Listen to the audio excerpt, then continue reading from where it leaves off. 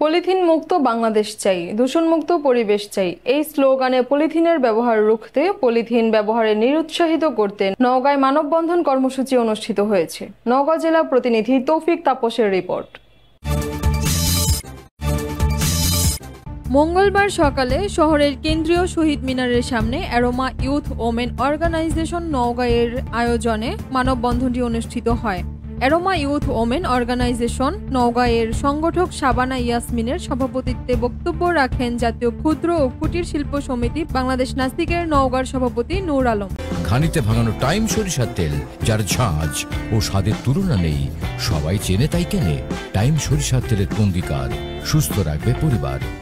মানববন্ধনে বক্তারা পলিথিন ব্যবহারে মানব জীবন এবং পরিবেশের ক্ষতিকর দিক তুলে ধরে পলিথিনের ব্যবহার বন্ধ করার জন্য সকলের প্রতি আহ্বান জানান। মানববন্ধনে অন্যান্যদের মধ্যে বক্তব্য রাখেন রিভা আক্তার জুই, সুলতানা, শাহনাজ পারভিন, আরিফা, শামিমা আক্তার ও জানাতুল ফেরদৌস লতা।